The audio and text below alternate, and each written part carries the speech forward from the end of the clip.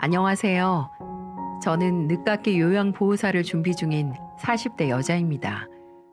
여러분은 여러분 인생에서 피할 수 없는 풍파를 어떻게 견디셨나요? 그냥 시간이 해결해 주길 기다릴 수도 있고, 사랑하는 사람들에게 도움을 요청할 수도 있고, 혼자서 그저 가슴 깊은 곳에 묻어둘 수도 있겠죠. 저희 어머니의 말씀으로는 내 처지와 같은 사람을 도우면서 상처를 치료하는 것도 도움이 된다고 하시더라고요. 저와 저의 가족이 큰 상처를 입고 치유하는 과정을 거친 건 그리 오래되지 않았습니다. 간호대를 나와 바로 취업한 저는 오랫동안 아픈 사람들을 돌보면서 살았습니다. 간호사란 직업 여러분 다들 아시죠? 아마 대한민국에서 고된 일을 묻는다면 들 수 있는 직업 중 하나라고 생각합니다. 물론 모든 일들이 힘들지만 아프신 분들을 매일 24시간 마주하는 게 정말 보통 힘든 일이 아니거든요. 하지만 종종 몸이 나아진 환자분들이 그동안 고마웠다고 간호사 선생님도 건강하시라는 말 한마디 듣는 게 제가 이 직업을 택한 이유 중 하나였죠. 하지만 고된 일에 주기적인 기분 전환은 필요한 것 같더라고요. 동생의 권유로 운동을 하게 됐는데 동기부여를 위해 들어간 배드민턴 동호회에서 동기부여뿐만이 아니라 결혼할 상대도 찾게 되었답니다. S전자 AS 수리기사로 일하는 남편은 동호회의 총무였는데 리더십 있고 성실한 점이 남자다워서 제 마음이 갔죠. 저와 성격도 잘 맞아서 몇 년의 연애 후 결혼 이야기까지 일사천리였습니다. 결혼 이야기가 나오자마자 서로 먼저 가족에게 서로를 소개시키고 싶다고 난리였죠. 저는 워낙 가족이랑 가깝고 소통을 자주 해서 빨리 만나게 해주고 싶었고, 남편은 본인 가족 소개시켜주는 게 제일 큰 산일 것 같다고 먼저 매 맞는 기분으로 처리하고 싶다고 했었네요. 시부모님과 남편의 남동생만 봤을 때 남편이 왜 그렇게 걱정을 했는지 모를 정도로 아무 문제가 없었습니다. 충청도 제천에서 오랫동안 구두방을 운영하신 성실한 시아버지와 가까운 곳에 부지런히 슈퍼마켓을 하고 계시는 시어머니는 정말 좋으신 분들이었고요. 절 정말 예뻐해 주셨어요. 형보다 먼저 결혼한 도련님도 중소기업에 다니고 있는 평범한 사람이었죠. 남편이 왜 본인 가족 소개시켜 주는 걸 걱정했을까 싶었는데, 이유가 다 있더라고요. 남편이 걱정했던 건 그 집안의 막내, 바로 시누이였습니다. 시누이는 일명 시댁의 골칫덩어리였죠. 남편과는 7살 차이가 나는 막둥이 시누이는 그저 집안에서 오냐오냐 취급을 받아서 그런지 나이에 비해 굉장히 철이 없더라고요. 시댁에 인사를 드리러 간 날 한창 시부모님과 식사를 하고 과일을 먹으며 이야기를 하고 있는데 술을 먹고 들어온 시누이를 딱 마주쳤죠. 어? 아, 오늘 오빠 결혼할 사람 데려온다고 했구나. 내가 깜빡했네. 죄송합니다. 저 오빠 동생 박선영이라고 합니다. 네네. 안녕하세요. 한여주입니다. 아유, 저놈의 기집애. 왜 하필 오늘 술을 먹고 들어와서 추태를 보이는지 모르겠네. 예, 여주야. 내가 미안하다. 제가 워낙 철이 없어서. 아니요, 전 괜찮아요. 야, 박선영. 인사했으면 그냥 방으로 들어가. 왜? 동생이 창피하냐? 언니, 오빠가 이런 사람이에요. 지금 좀 다정해 보인다고 속지 마세요. 동생이 기분 좋게 술 먹고 들어왔다고 괜히 트집이야. 사람이 저렇게 매정하다니까요. 오늘 많이 마셨나 봐요. 기분 좋은 일 있었어요? 사람이 뭐 기분 좋은 날만 술 먹나요? 그냥 마시고 싶으면 마시는 거지. 근데 언니 간호사라면서요. 힘들겠다. 이번에 뉴스에서 간호사들 왕따 문제 나오던데 언니 정도 연차면 이제 괴롭히는 사람은 없죠? 그럼 언니도 신입 간호사들 들어오면 막 괴롭혀요? 야, 박선영, 너 술 취했으면 그냥 들어가서 자라니까? 왜 처음 만나는 사람한테 시비야? 그래, 선영아, 너 들어가서 얼른 자라. 미안하다, 여주야.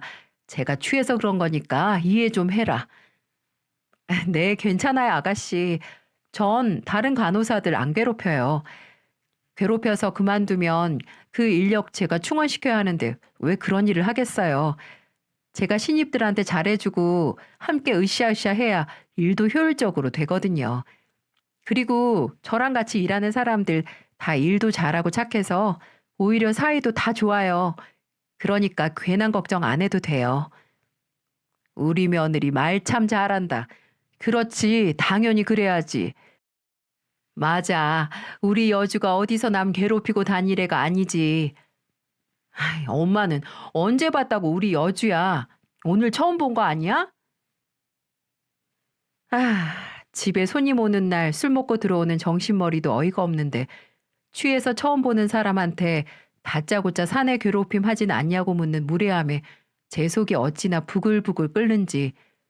이후에 남편은 애가 좀 별나고 철이 없어서 그런다고 대신 미안하다고 했는데 저는 그때 알 수 있었죠. 저 시누이가 분명히 우리 부부 결혼 생활에 피해를 줄 것이라고요. 혼내는 시모보다 말리는 시누이가 더 얄밉다고 했었나요? 시댁은 오히려 온 식구들이 시누이의 돌발 행동을 말려야 했습니다. 제 결혼식에 거의 이브닝 드레스 수준의 하얀 원피스를 입고 와서 소소하게 제 속을 뒤집어 놓은 건 물론이고요. 결혼 후에는 제 직장까지 찾아와서 절 괴롭히더군요. 점심시간 끝난 직후 환자가 제일 많은 시간에 바빠서 이리저리 뛰면서 일하고 있었죠. 근데 누가 저를 부르는 소리가 들리는 겁니다. 언니, 아가씨? 무슨 일이에요? 이 시간에 병원에 왜 왔어요? 어디 아파요? 네, 제가 요 며칠 위가 콕콕 쑤셔서 회사 반차 내고 언니는 병원까지 왔어요. 아가씨 회사 여기서 멀지 않아요? 그건 그렇고, 그럼 예약은 하고 왔어요? 오늘 환자 대기 꽉 찼는데. 그러니까 언니 병원으로 왔죠. 네? 여기 병원 시설도 좋고 진료도 잘 본다길래 왔어요. 언니가 있는 병원이니까 언니가 말만 잘하면 가족은 바로 진찰 받을 수 있는 거 아니에요? 아가씨, 내가 지금 너무 바쁘고 병원에 대기 인원도 예약 환자도 많아서 그렇게 쉽게 넣어줄 수가 없어요. 아, 그래도 진료 시간이 얼마나 걸린다고. 기껏해야 5분 정도잖아요. 그 정도도 못 해줘요? 조금의 언질도 없이 다짜고짜 찾아와서 하는 말이 연줄로 진료를 보게 해달라는 거라니. 심지어 가장 바쁜 시간에 말이죠. 신우의 부탁으로 다른 예약 환자의 시간을 뺏을 수는 없는 노릇이었어요. 그래서 전 단호하게 말했죠. 아가씨, 다음에 저한테 병원 올 수 있는 날짜랑 시간 말하면 선생님 진료 시간 비나 확인하고 연락 줄게요. 오늘은 미안하지만 그냥 가는 게 좋겠어요. 보다시피 바쁘거든요. 네? 그럼 오늘 반차 괜히 내고 왔네요. 병원 오려고 뺀 건데. 그러니까 나한테 먼저 말을 했어야죠. 나 진짜 가봐야 해요. 연락해요. 부릅뜬 눈으로 노려보는 시누이를 무시하고 다시 일을 하러 갔습니다. 시누이는 그날 일은 시부모님에게 뭐라고 전한 건지 마치 연락을 하고 예약을 하고 갔는데도 제가 안 받아준 것처럼 되어 있더라고요. 그거 어른들에게 설명하느라 진땀을 다 뺐네요. 이 어이없는 상황을 남편에게 전해봐도 남편은 그저 별난 애야 어쩔 수 없지 뭐 이렇게 넘어가더군요. 그 순간 시누이가 왜 그렇게 대책 없게 자랐는지 알 수 있었어요. 그저 아무리 무례하고 경우 없는 행동을 해도 그걸 제지해주는 사람이 없었던 거죠. 남편을 포함한 시댁 식구들처럼 말입니다. 남매들이 있는 입장에서 남편을 정말 이해할 수 없었어요. 저희 남매들은 이런 말 제 입으로 하긴 뭐하지만 정말 사이도 좋거든요. 그건 서로 잘한 일에는 아낌없이 잘했다고 해주고 잘못된 일엔 누구보다 나서서 조언을 해주고 건설적인 비판을 해줬기 때문이라고 생각합니다. 경상도 밀양시에서 쭉 나고 자란 저희 남매는 3남 2녀로 제가 그중 둘째죠. 아래 동생 잘 챙기는 민중의 지팡이 장남 첫째 오빠부터 조금 있으면 결혼하는 공무원 3남 셋째, 광고회사 다니는 집안 애교 담당 4녀 넷째와 헬스 트레이너로 일하는 성실한 5남 다섯째. 여러모로 저희 5남매는 합이 좋았어요. 예전부터 동네에서 우애가 좋기로 소문이 다 날 정도였죠. 5명 다 서울로 상경을 해서 바쁘게 살아도 한 달에 2번은 만나 식사할 정도로 교류도 잦았어요. 저희 남매 사이에 고민이나 문제가 있어봤자 정말 작디작은 수준이었었죠. 장남이 40대 중반까지 모태솔로에 가까운 싱글이라는 점, 하우대 멀쩡하고 경찰이라는 번듯한 직업까지 있으면서 그 숫기 없는 성격 하나 때문에 여태껏 여자라곤 손도 제대로 못 잡아본 사람이었죠. 저번에 소개팅 했다던 여자는 어떻게 됐어? 같은 경찰이었다며. 어? 오빠 소개팅 했어? 웬일이야? 내가 그렇게 동료 간호사들 소개시켜준다고 했을 땐 거절해놓고. 셋째 넌 어떻게 알았냐? 저번에 형이 말해줬어. 뭐 입고 가야 할지 모르겠다고. 동기가 계속 혼자인 게 아깝다고 해줬대. 그래서 어떻게 되냐니까? 잘 안 됐어. 같이 있으면 좋긴 한데, 내가 너무 불편해서. 아유, 어디 가서 내 형이라고 하지 마. 동생은 말을 이렇게 잘하는데, 장남은 여자 앞에서 입도 제대로 못 대고, 아이고, 그 정도면 출동신고 나가서 신고자가 여자일 때도 말 제대로 못하는 거 아니야? 야, 임마, 넌 트레이너가 회원관리 해야 하니까 말을 잘하는 건 당연하고, 그리고 일할 때는 잘해.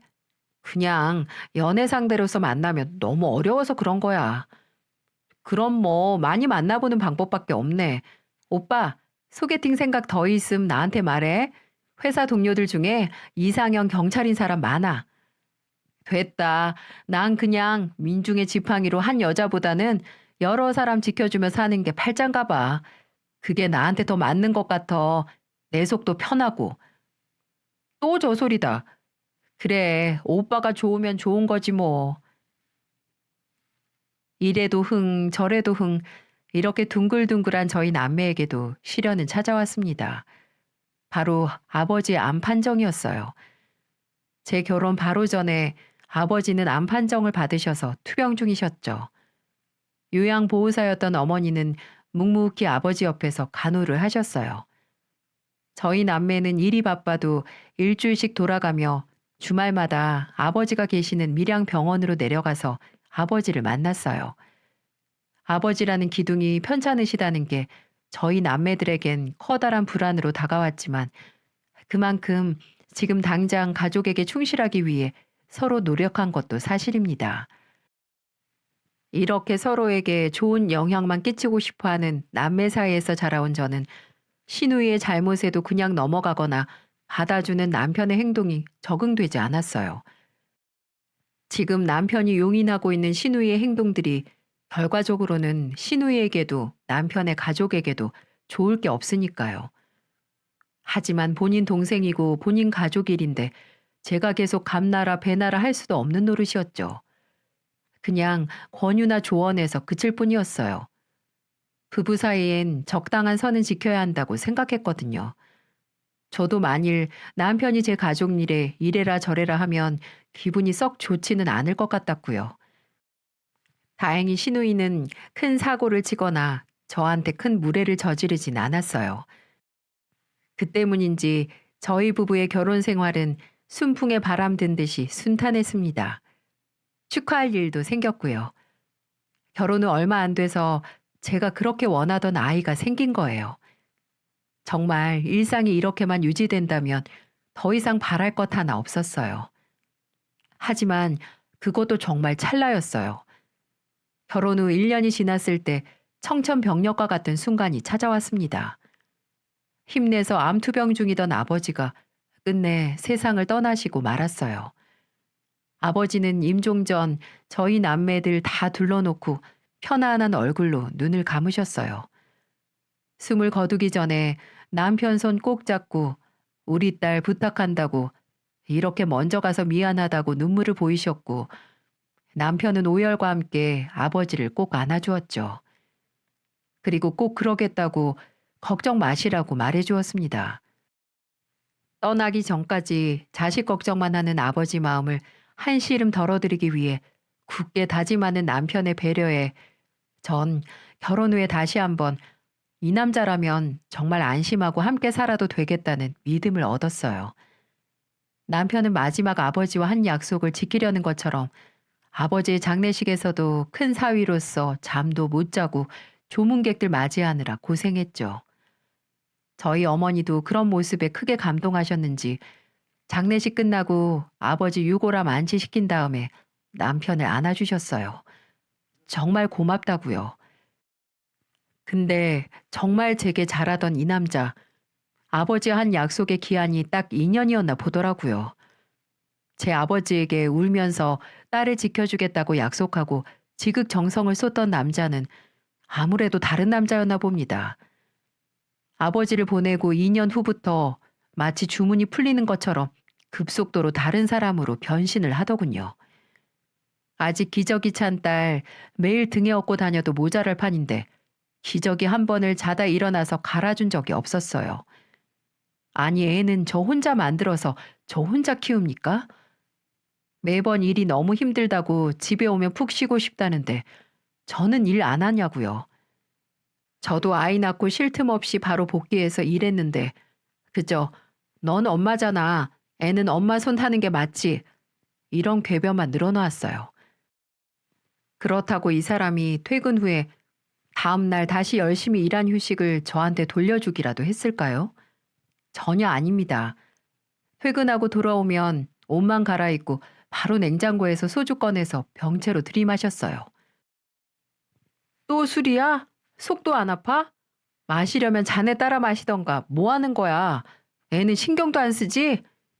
내가 내 집에서 술 좀 먹겠다는데 무슨 상관이야? 내가 애 눈치 보면서 술 마셔야 돼? 애들이 보고 자라는 건 안 무서워? 애들 기억에 소주 병나발 부는 아빠로 남고 싶어? 아이, 잔소리 지겨워. 당신 퇴근하면 피곤하다며. 입은 전혀 안 피곤하나 보네. 아직도 입에 모터 달린 것처럼 잔소리 하는 걸로 봐선 난 그럴 기력도 없으니까 오늘 지혜 목욕은 당신이 시켜. 그래, 됐어. 내가 당신이랑 무슨 얘기를 하니? 얼마나 말이 안 통하는지 보이시죠? 이 사람 정말 이러지 않았었거든요. 제가 임신했다고 하자마자 금연을 시작한 사람이고요. 제가 아기 낳고 초반엔 새벽에 수유하느라 일어나면 같이 일어나서 옆을 지켜주던 사람이었어요. 정말 누가 제 남편을 납치해다가 뇌 어디를 조작해서 도로 가져다가 놓은 건지 집에 있으면 그저 속만 답답한 나날이었죠. 호방하던 사람이 세상에 무슨 불만이 그렇게 많은지 점점 성격이 꼬이더니 나중엔 제가 눈에 보이면 그저 시비 걸기 바빴어요. 당신 살쪘어? 살? 나 오히려 지혜 갖기 전보다 4kg 빠졌어. 그래? 근데 왜 이렇게 부해 보이지? 나이가 들어서 부어 보이는 건가? 뭐? 참나, 뭐가 부어? 당신이 그렇게 보는 거겠지. 원래 여자들 나이 들면 살이 빠져도 둔해 보이는 거야. 관리 좀 해. 펑퍼짐하게 퍼져 있지만 말고. 나이는 뭐 여자만 드니? 결혼 후에 살찐 거 반대로 당신이잖아. 당신 허리 두꺼워진 게 나만 보이는 건 아닐 텐데. 그리고 내가 퍼져 있을 시간이 어딨니? 교대 근무하랴. 집에 오면 애 보고 집안 일하느라 엉덩이 붙일 시간도 없는데. 그건 당신한테 고맙네.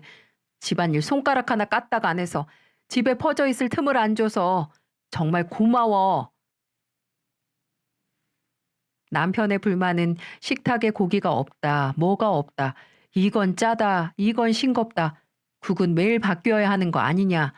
이런 반찬 투정에서 괜히 제 체중을 걸고 넘어지는 것까지 아주 다양했어요. 남편과 한 공간에 있으면 솔직히 피가 마르는 기분이었죠. 저희 부부는 결혼 후 제가 월급 관리를 했는데 나중엔 용돈이 적다고 난리를 부리기도 했습니다. 용돈 좀 더 달라니까. 너는 네 남편이 밖에서 가오 안 살게 술값도 못 내면 좋겠냐? 나도 더 주고 싶은데 지금 그렇게 돈을 막 쓸 상황이 아니라니까. 여보, 우리 딸 있어. 몇 년 후면 초등학교 들어가는 딸 있다고. 당신은 지의 미래를 위해서 더 저축해야 되겠다는 생각 안 해? 아이, 너 지금 나 무책임한 아빠로 만드는 거야? 고작 용돈 올려달라고 해서? 고작 용돈 올려달라고 한 수준이 아니잖아. 지금 당장 용돈 30만 원을 더 달라는 게 말이 돼? 아유, 됐다, 됐어. 치사해서 더는 부탁도 안 해. 나도 다 생각이 있으니까 나중에 후회하지 마. 그러던 인간이 결국은 월급 통장을 바꾸기까지 하더라고요. 본인이 버는 돈 이제 직접 관리하겠다고요. 제가 그럼 대출금이나 관리비, 지혜한테 들어가는 돈은 어떻게 할 거냐라고 하니까 거기엔 일절 대답도 안 하고 모르쇠로 일관했어요. 그때 이 인간이 신우이랑 피부치인 게 확실하구나 실감했죠. 대책 없고 경우 없고 생각도 없는 게 딱 닮은 오누이더군요. 그렇게 갈수록 마주치면 싸우는 날이 늘어나기만 했어요. 남편은 절 보면 그저 뭘로 트집을 잡고 시비를 걸까 궁리하는 사람 같았고, 저는 일하고 애 키우느라 몸이 힘들어 괜한 싸움 만들기도 싫었죠. 차라리 얼굴을 안 보는 게 마음이 편했네요. 그렇게 살얼음판 위를 걷는 것 같은 결혼 생활을 이어가다가 그 얼음판이 쩍 하고 금이 가는 일이 발생했습니다. 남편이 저 모르게 5천만 원을 대출받아 신우이에게 줬더라고요. 그리고 1년 뒤 갚겠다는 차용증을 썼는데 제가 그걸 발견한 거죠. 숨기겠다고 책장에서 제일 두꺼운 책 사이에 넣고 꽂아놨는데 참나, 저는 차용증을 발견한 당일 남편에게 따졌습니다. 결혼 후에 이런 결정을 아내 모르게 한다뇨. 여러분은 이게 말이 된다고 생각하세요? 어떻게 이걸 나한테 한 번도 상의 없이 할 수가 있어? 날 무시해도 정도껏 무시해야지. 누가 무시해? 그냥 선영이 걔가 이혼하고 혼자 힘들게 사는 게 안쓰러워서 잠깐 빌려준 거지. 걔가 다 갚을 거야. 다 갚을 건데 상황이 아직 안 나아져서 그런 거야. 걔 이혼 후에 회사도 그만둬서 일 안 한 지 꽤 됐잖아. 그 5천도 이번에 오픈한 옷가게 초기 비용으로 쓴 거고. 당신 동생이 안쓰러우면 차라리 나한테 말해서 적어도 현금을 빌려줘야지. 언제 갚을지도 모르는 걸 당신이 대출받아서 주는 게 말이 되냐고. 대출 이자 확인해 보니까 당장 다음 달부터 이자만 매달 80만 원씩 빠져나가게 생겼구만. 정말 어쩌려고 그래? 아이, 내가 이럴 줄 알고 줬겠어? 다 동생 걱정하는 마음에 빌려준 거지. 당신이 진짜 동생 걱정하는 거면 대출받아서 돈을 주는 게 아니라 진즉 그 대책 없는 성격을 뜯어 고쳤을 거야. 저와 남편이 결혼하기 전에 신우이가 먼저 결혼해서 단 2년도 못 살고 바로 이혼을 했었거든요. 이혼 후에 회사도 거의 권고사직으로 그만두고 백수로 살았어요. 남편은 그런 신우이가 옷가게를 차리고 싶은데 자금이 없다는 소리를 듣고 대출을 받아서 빌려준 거고요. 당장 몇십 년 후 미래도 아니고 한 치 앞도 보지 못하는 오누이 때문에 제 상식선 또한 무너지는 기분이었어요.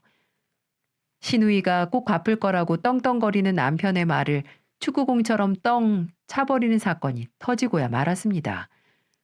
큰맘 먹고 대출까지 받아서 열어준 옷가게가 6개월도 가지 못하고 폐업을 하고 만 거죠. 남의 일 쉽게 보고 덤볐던 거죠.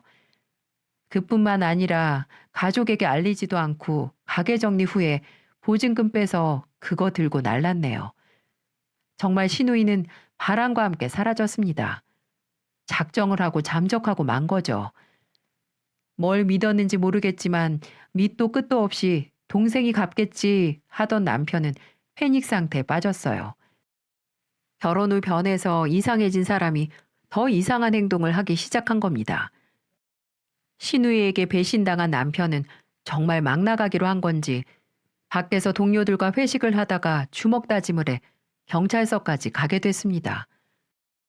참나, 제가 살다 남편이 사고쳐서 상대 측에 합의해달라고 고개 숙이는 날이 올 줄 몰랐네요. 남편은 점점 그 분노를 조절하지 못했죠. AS 수리기사라는 사람이 서비스 불만족으로 고객들에게 민원 폭탄을 받기 시작했고 회사에서 제대로 하라는 압박이 들어오자 견디지 못하고 퇴사를 감행하더군요. 물론 저에게 한 번의 상의도 없이 말이죠. 40대 중반의 나이에 평생 해온 일을 그만둔 사람이 다시 무슨 일을 시작할 건지, 이직을 할 건지 뭘 할 건지에 대한 대비 하나 없이 자기 화를 못 참아서 그만둔 겁니다.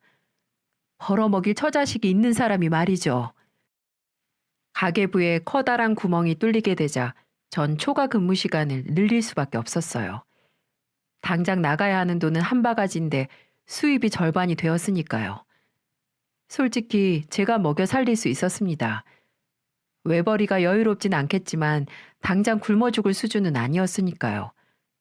내가 사랑하는 남자, 내 아이의 아빠가 다시 일을 시작하기 전까지 버틸 수 있었어요. 하지만 남편은 그럴 각오는 전혀 안 하고 있더군요. 처음엔 근근히 대리운전을 뛰더니 아예 손을 놔버렸습니다. 그나마 나라도 벌어서 다행이다. 내가 벌면 남편이 집에서 살림하고 지혜 보면 되지 하고 긍정회로를 맹렬하게 돌려보기로 했어요. 남편이 저의 기대에 부응했을까요? 여러분도 이미 아시죠? 전혀 아니라는 거. 남편은 일자리를 찾기 전의 시간을 마치 무기한 휴가처럼 즐겼어요. 제가 밖에서 일하는 동안 집에서 해야 하는 일에도 손을 놨습니다. 예전하고 똑같았어요. 다른 점은 그나마 예전에 남편이 일을 해서 피곤하다라는 변명이 있다는 거였죠. 여보, 지혜 병원 갔다 왔어? 아직 장기침을 하네. 선생님이 뭐라고 해? 병원? 무슨 병원? 내가 오늘 소아과 예약해놨다고 했잖아. 잊었어? 어제부터 애가 기침하니까 갔다 오라고 한 거. 그랬나? 깜빡했다. 내일 다시 예약해서 다녀오지 뭐. 아니, 애가 지금 기침을 계속하잖아. 오늘 당신 대체 뭐 했어? 빨래통에 빨래도 그대로 있고 집안 청소가 돼 있는 것도 아니고 배달 음식만 식탁에 있는 걸로 봐선 당신 오늘 할 일, 애 병원 데려가는 거 하나인데 그걸 못해? 깜빡했다니까 되게 떽떽거리네. 애가 기침 조금 한다고 당장 잘못돼? 잘못되냐고. 당신, 지금 당신 딸이 아픈데 그게 할 소리야? 내가 뭐 많은 거 바랬어? 당장 나가서 돈 벌어오라고 했어? 내가 벌 테니까 집안일만 좀 해달라고 하잖아. 나는 일하면서도 거의 혼자 다 하다시피 했는데 당신은 집에 있으면서 왜 그 최소한의 것도 안 해? 여기가 나만 사는 집이야? 지혜 나 혼자 나왔냐고. 좀 시끄러. 너 지금 나 일 안 한다고 유세 부리는 거야? 미치겠네. 어떻게 머리를 굴리면 그런 결론이 나? 맞잖아. 당신 지금 백수 남편 한심하다고 무시하는 거잖아. 너는 네가 사는 집에서 청소하고 빨래하는 게 무시당하면 하는 거라고 생각하니? 너 그럼 지금까지 피곤하고 쉬고 싶다고 나한테 집안일 다 떠넘겼던 거 나 무시해서 한 행동이었네? 그렇지? 말꼬리 잡지 마. 됐다. 내가 너랑 무슨 말을 하냐? 그만하자. 그만해. 이거 제가 할 말 아닌가요? 누가 누구한테 말이 안 통한다고 한숨을 쉬는 건지 속이 터져버릴 것만 같았습니다. 차라리 살얼음판이 더 나을 정도로 얼음판이 와장창하고 깨져서 빠진 물은 몸이 덜덜 떨리는 얼음물이었죠. 남편은 더 이상 저와 마주치고 싶지 않은지 나중엔 밖으로 나돌기 시작했고 딸 보는 것도 나 몰라라 하는 남편 때문에 아이 돌보미로 한 달에 나가는 돈은 불어만 갔습니다. 밑 빠진 독에 물 붓기가 따로 없었죠. 당장 다음날 지구가 망해도 회사 나가고 명절 챙기는 게 우리나라 사람들의 특징이라고 하던가요? 사이가 안 좋은 와중에도 명절은 돌아왔고 밀양 친정에서 친정 식구들 다 모이기로 한 날이었습니다. 저희 가족과 막내는 전날 먼저 내려갔고 오빠와 셋째, 넷째는 시간이 안 맞아서 당일에 오기로 했어요. 먼저 도착한 저와 막내는 어머니를 도와 명절 음식을 준비했습니다. 매일 사는 게 팍팍하고 답답했는데 사랑하는 가족 만나서 숨통이 트이는 것 같았죠. 첫째 오빠 좋아하는 가지전도 하고 셋째와 넷째가 좋아하는 산적하고 동태전, 그리고 막내가 좋아하는 갈비찜까지 만들었어요. 다 같이 모여 맛있는 음식 먹으며 못했던 수다 떨면서 스트레스 풀 것만 기대하고 있었죠. 근데 명절 당일 오후에 어머니 휴대폰으로 전화 한 통이 걸려왔고 그날 이후로 저를 감싸고 있는 가족이라는 울타리가 모두 허물어져 버렸습니다. 밀양으로 같이 차를 타고 오던 첫째 오빠와 셋째, 넷째가 사고를 당했다는 병원의 연락이었어요. 졸음운전을 하던 화물차가 정면에서 들이박았다고 당장 가족은 병원으로 와야 한다는 말에 솔직히 정말 그 순간이 꿈인 줄 알았습니다. 그때 전화를 받고 종아리를 세게 꼬집었었네요. 빨리 깨어나라. 끔찍한 악몽이니까 당장 깨어나라. 일어나라 제발. 사시나무처럼 떨리는 손으로 제 어깨를 흔드는 어머니의 얼굴을 보고 꿈이 아니라는 걸 깨달았죠. 어떻게 병원으로 달려갔는지 기억도 안 납니다. 아직까지 그때 병원까지 누가 운전했는지도 모르겠어요. 몽롱한 정신에 병원에 도착하니 이미 오빠와 셋째, 넷째 얼굴은 하얀 천으로 덮여 있었습니다. 의사는 그 자리에서 즉사했을 거라고 병원에 도착했을 때도 어떻게 할 방법이 없었다고 하더군요. 어떻게 할 방법이 없다. 어떻게 아버지 가신 지 몇 년 됐다고 하늘은 내 반쪽들을 데려가시나. 어머니는 의사의 말을 듣고 그대로 실신하고 마셨어요. 당장 저도 제정신을 차리기 어려운데 쓰러지는 어머니 몸을 받으며 저도 그냥 그대로 눈을 감고만 싶었죠. 어머니가 병원 침대에 누워 수액을 맞고 있을 때 셋째와 결혼한다던 예비 올케가 병원에 도착했어요. 귀신이라도 본 것처럼 하얗게 질린 얼굴로 들어오는데 지금 내 얼굴도 저렇겠구나 싶었습니다. 예비 올케는 턱을 덜덜덜 떨면서 제 어깨를 두 손으로 움켜쥐고 물었어요. 우리 오빠, 강준 오빠 정말 죽은 거예요? 네? 언니, 아니죠. 지금 수술 중인 거죠? 참혹한 현실을 부정하는 간절한 목소리에 저는 대답도 못하고 그냥 예비 올케를 안아줄 수밖에 없었어요. 당장 3명의 피부치를 잃은 전 아무것도 할 수 있는 게 없었죠. 그 무력함에 그저 눈물만 흘렸네요. 이 끔찍한 사건은 명절 일가족 3명 사망이라는 참사로 뉴스에 나오기도 했어요. 그저 뉴스에서 이런 속보를 보면 참 안타깝다고만 생각했는데 이게 제 가족 일이 된 게 믿어지지 않았습니다. 온 세상이 저를 속이는 것만 같았어요. 한 번의 장례식에 3사람의 얼굴이 영정사진으로 올랐습니다. 부모보다 먼저 떠난 3남매의 장례식에서는 그 누구도 함부로 기침조차 못했어요. 위로의 말도 꺼낼 수 없을 정도로 무거운 분위기였습니다. 여러분, 자식을 먼저 보낸 부모가 우는 소리 들어본 적이 있으신가요? 저희 어머니는 정말 새끼 잃은 짐승의 목소리로 우셨어요. 어머니 속 깊은 단전에서부터 서러움이 마그마처럼 끓어오르는 것 같았죠. 전 그런 어머니와 울음소리조차 내지 못하고 있는 막내 어깨를 부둥켜 안고 울었습니다. 여자랑은 말도 제대로 못하는 우리 장남, 제일 똑똑한 셋째, 똑부러진 애교쟁이 넷째. 장례식 동안 3명의 영정사진을 쳐다보지도 못했네요. 왜 내 오빠가, 내 동생들 얼굴이 저기 있는 거지? 싶을 정도로 기이한 느낌이었으니까요. 이제 만나지도 못하고 만질 수 없다는 안타까움에 울고 아직 너무 젊은 우리 오빠와 너무 어린 내 동생들이 불쌍해서 울고 명절에 우리 얼굴 본다고 셋이서 차에 타서 기대했을 그 마음이 너무 소중하고 미안해서 울었습니다.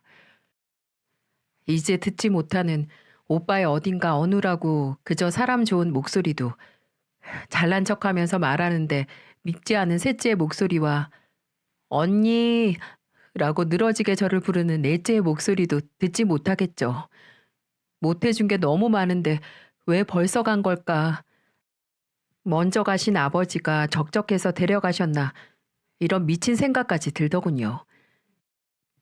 3명의 장례식이 끝나고 저희 집은 영혼을 잃은 것 같았습니다. 어머니는 기력이쇠해 병원에 입원하셨고 저도 막내도 껍데기만 남았거든요. 기계적으로 움직인다는 느낌이 뭔지 알겠더라고요. 제 상태가 정말 산 사람의 상태가 아니라서 남편도 더 이상 제 신경을 건드리지 않고 조용했습니다. 아니, 그런 줄 알았어요. 어머니가 계신 병원에서 연락이 오기 전까지 말이죠. 어머니 혈압이 갑자기 올라서 의사가 보호자인 저에게 연락을 해온 거죠. 저는 급하게 병원으로 갔습니다. 혼자 계실 어머니가 걱정돼서 친정 근처 병원이 아니라 서울에 있는 병원에 입원시킨 게 다행이었죠. 혹시 어디가 많이 안 좋아지신 건가 하는 생각을 되풀이하면서 병원으로 가는데 정말 지옥으로 가는 기분이었어요. 이미 병원에서 오는 연락에는 이골이 나 있는 상태였거든요. 의사와 상담을 마치고 어머니가 계신 병실로 가니 우리 엄마 거의 숨만 붙어 있는 상태의 어머니를 보고 그대로 주저앉을 뻔했습니다. 날이 갈수록 점점 말라가는데 이대로 어머니마저 잃을 수 있겠다는 극도의 불안감이 엄습했죠. 엄마, 나왔어요. 선생님하고 얘기 끝났어. 요즘 밥 안 먹는다면서요. 왜 그래, 엄마. 먹어야지. 병원에서 연락했니? 너한테? 보호자가 나로 돼 있으니까. 그래, 안 그래도 부르려고 했는데 잘 됐네. 왜, 뭐 필요한 거 있어요? 밥도 잘 안 드시는 어머니가 뭐 드시고 싶으신 거라도 생겼나 하는 희망에 부풀어서 되물었더니 어머니는 전혀 예상치도 못하던 충격적인 이야기를 해주시더군요. 박서방, 아직도 놀고 있니? 그 사람? 네, 아직. 몰라요. 요즘은 일 구하려고 알아보는 것 같지도 않아. 어제 박서방 왔다 갔다. 네? 그 사람이 엄마를 보러 왔어요? 왜요? 병문안 온 거예요? 엄마도 처음엔 그런 줄 알았어. 어머니는 돌처럼 굳은 입을 열어서 남편이 와서 무슨 일이 있었는지 말해 주셨어요. 장모님, 저 왔습니다. 박서방이 여기까지 무슨 일이야? 여주한테 오늘 온다는 얘기 못 들었는데. 여주는 몰라요. 저 온 거 그냥 사위가 장모님이 하도 걱정돼서 제가 온 거죠. 몸은 어떠세요? 식사는 잘 하고 계세요? 그냥 영 입맛이 없네. 지금 내가 목으로 뭐가 넘어가겠어. 장모님, 지금 같은 상황에서 더 잘 드셔야 돼요. 장모님까지 건강 악화되면 애엄마가 어떻게 살겠습니까? 남은 자식들 생각해서라도 빨리 몸 회복하셔야죠. 남편은 정작 어머니를 만나러 온 목적은 말도 안 하고 실없는 소리만 계속 빙빙 돌려 했다고 합니다. 어머니가 보시기엔 분명 할 말이 따로 있는데 안 하고 있는 것 같았다고 하시더라고요. 혹시 제게 무슨 일이 생긴 건가 해서 제 안부를 물으셨다고 하네요. 여주는 요즘 어때 보여? 걔가 괜찮은 것처럼 살아도 제일 열이낸데. 그쵸, 여주 열이죠. 많이 힘들어하고요.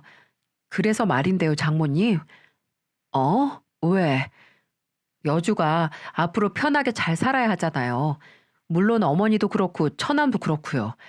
남은 가족이 아픔을 이겨내고 잘 살아야 먼저 간 가족들한테 잘하는 거고요. 그러려면 아무래도 번듯하게 사람 구실하면서 살아야겠죠. 그렇지. 그래서 그러는데 장모님, 죽은 형님하고 처남, 처제 앞으로 나온 보험금이 대충 얼마나 하나요? 아니, 그걸 자네가 알아서 뭐 하려고 그러나. 그게 여주 행복이랑 무슨 상관이야? 장모님, 지금 저 일 없이 쉬고 있는 거 아시죠? 그것 때문에 저도 여주한테 미안한 마음뿐이에요. 가장이 돼서 호강은 못 시켜줄 망정 이렇게 한심한 모습만 보이고. 저 보란 듯이 성공해서 여주도 그렇고 장모님께도 효도하면서 살고 싶습니다. 그게 먼저 가신 장인어른과 한 약속이기도 하고요. 그러니까 저 그 보험금 딱 한 번 빌려주시면 정말 열심히 해서 보답 드리겠습니다. 네? 저 한 번 믿고 빌려주세요, 장모님. 아니, 이게 지금 뭘까요? 남편이 어머니에게 와서 내 형제의 목숨값을 구걸한 거 아닙니까? 어머니는 드디어 드러낸 남편의 속내 속이 뒤집히셨다고 합니다.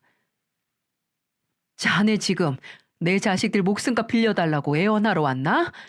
내가 병원에서 퇴원할 날짜를 못 기다리고 병상에 누워있는 장모한테 돈 빌리려고 온 거야? 장모님, 저 얼른 성공해서 장모님 딸한테 잘해야죠. 장모님 퇴원 기다리는 건 여주가 불행해지는 거예요. 저 한 번만 믿어주세요. 제가 지금 구상 중인 전자기기 AS 센터가 있는데 장모님이 보험금 투자만 해주신다면 절대로 실망시켜드리지 않을 거예요. 투자? 자네 지금 투자라고 했나? 아니 장인어른 보낸 지 얼마나 됐다고 처가 식구들 절반은 떠나보내고 고작 한 생각이 자네가 구상한 사업 보험금으로 투자받아 시작하겠다는 거야? 박서방, 자네 지금 제정신인가? 어? 자네가 사람이면 이렇게는 못하네. 이렇게 지 혼자 살겠다고 그 말에 내가 받을 상처는 생각도 안 할 수는 없지. 아, 절대로 못 주네. 자네 그 성공할지 못할지 알 수도 없는 사업에 내 자식들 목숨값 내놓을 수는 없지. 절대로 못 줘. 장모님, 잘 생각해 보세요. 그 돈 끌어안고 있는다고 죽은 자식이 살아옵니까? 답답한 소리 하지 마시고 다시 생각해 보세요. 생각이 바뀌면 그 입 닥쳐. 내 생각 절대 바뀔 생각 없으니까 그 더러운 생각 깨끗하게 포기해. 이참에 내 딸하고도 정리해. 만약에 여주가 자네하고 계속 산다고 하면 난 내 딸 안 볼 자신 있으니까. 아, 산 사람은 살아야 하는 거 아닌가요? 그 돈 다 껴안고 장모님도 자식 따라가시려고요? 이 천하의 몹쓸 놈, 더러운 새끼. 당장 나가. 당장 나가라고. 어머니의 혈압이 오른 이유가 따로 있었습니다. 바로 제 원수 같은 남편 때문이었던 거죠. 어머니의 말을 듣고 전 단박에 이혼하겠다고 말했습니다. 어머니가 먼저 떠난 가족과 저 사이에서 고민할 일은 절대 오지 않을 거라고 말하고는 병실을 빠져나갔죠. 그 후레자식이 있는 집까지 가는 길 눈앞이 시뻘겋게 달아올랐어요. 당장 칼부림이 난다고 해도 이상하지 않을 정도였죠. 현관 비밀번호를 누르고 집 안으로 들어서는 순간 소파에 누워 TV를 보고 있는 남편에게 들고 있던 핸드백을 던져버렸네요. 아직 영문도 모르는 남편은 갑자기 가슴으로 날라온 핸드백을 안고 소리를 질렀습니다. 아, 지가 뭔데. 뭐 하는 거야? 너야말로 뭐 하는 거야? 자식 잃고 슬픔에 몸져놓은 우리 엄마 이용해서 돈 뜯어내려고 했니? 네가 그러고도 사람 새끼야? 어? 아, 들었어? 그래, 장모님이 당신한테 말할 것 같더라니. 야, 근데 내가 나만 쫓아고 그랬겠냐? 다 너랑 지혜 먹여 살리려고 나 나름대로 노력을 한 거지. 노력? 너 지금 아픈 엄마한테 가서 돈 구걸한 게 노력이라고 말하는 거야? 아주 2번 노력했으면 구걸해서 번 돈으로 건물도 샀겠네. 참나, 근데 장모님도 정말 너무하신다. 내가 그 돈을 뺏기랬냐 아니면 달라고 했냐? 그냥 투자하는 마음으로 빌려달라니까. 진짜. 아이, 누가 자식 목숨값 지고만 있는지. 그렇게 하면 하늘에 있는 형님이 좋아할 것 같아? 오히려 좋은 기회 놓쳤다고 장모님 원망만 할걸? 뭐? 당신 지금 말 다 했어? 저는 끝내 우리 오빠를 들먹이는 남편에게 손을 올렸습니다. 제게 뺨을 맞은 남편은 눈이 돌아가서 제게 몇 배로 되갚았죠. 정말 말 그대로 남편에게 두들겨 맞느라 쥐고 있던 핸드폰도 멀리 날아가고 거실에 쓰러져 남편의 발길질에 머리를 감싸 안고 있으면서도 방에서 자고 있는 아이가 깨서 이 광경을 볼까 무서웠습니다. 사람을 실컷 때리다가 그래도 분이 안 풀리는지 남편은 베란다로 나가 담배를 입에 물더군요. 그때 전 도움 요청을 위해 날아간 핸드폰을 찾아 바닥을 기어갔어요. 핸드폰은 소파 아래로 들어가 있었고 전 부들부들 떨리는 손으로 119를 눌렀습니다. 집 주소를 부르고 그대로 정신을 놓았어요. 다시 눈을 떴을 땐 냄새만으로도 병원이라는 걸 알 수 있었죠. 비상 연락망에 있던 막내 동생이 찾아와 여기저기 멍투성인 제 얼굴을 떨리는 눈으로 보곤 누나 때린 후레자식 죽여버리겠다고 소리쳤죠. 아니나 다를까 함께 운동하는 사람들 끌고 저 때린 개자식을 흠신 때려 복수해주고 왔더라고요. 정도가 지나친 동생은 바로 폭행죄로 경찰에 입건됐어요. 저를 곤죽 만든 남편도 집행유예를 선고받고 남편을 곤죽으로 만든 동생 또한 집행유예를 받았죠. 동생에게 빨간 줄 긋게 했다는 죄책감이 만만치 않더라고요. 괜히 내가 맞아가지고 이런 생각에 정말 괴로웠죠. 가족을 잃은 것만으로도 한많은 신세인데 남편이란 작자에게 맡기까지 하다니 저는 병원에서 퇴원하자마자 몸에 별처럼 수놓아져 있는 폭행 흔적을 증거로 남기고 변호사를 찾아갔어요. 그리고 바로 이혼 소송을 시작했죠.